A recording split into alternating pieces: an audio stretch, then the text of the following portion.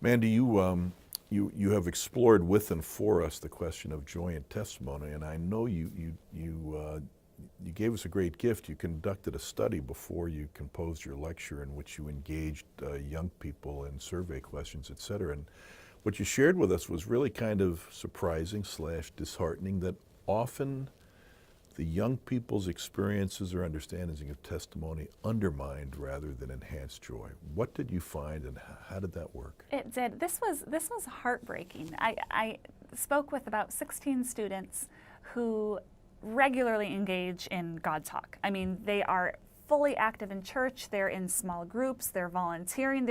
Some of them are showing up for an early Tuesday morning Bible study.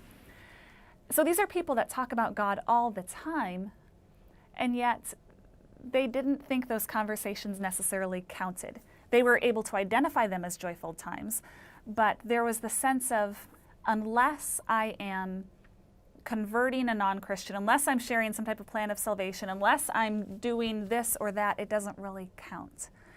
And I was saddened to see the amount of pressure they had on themselves, almost like it's I have to save the world. I joke it's like Jesus is the Princess Leia saying, help me, Obi-Wan Kenobi, you're my only hope. You could be the only Bible they ever read. Things that we hear like that. And these particular students had some negative connotations there. And what I wanted to do was to free them from the goal-oriented conversations of the, I'm going to climb this tower and there's the gold star at the top of people winning souls for Christ, or however you want to put it.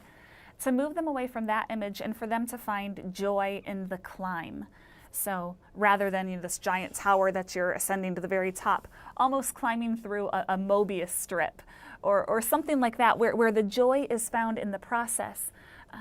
Because they might say, well, I told a friend of mine who doesn't know anything about Jesus, I told them something at school and it was terrifying, but afterwards I was so relieved. I don't want that relief after the fact. I want joy in the moment for them. One student talked about how when he talks about God, it's like when you tell a friend about a great restaurant that you know about, and you've got to try the pizza here because it's fantastic. And I loved that explanation, that there is something joyful, not just about the person of Jesus, but there's joy in talking about him as well.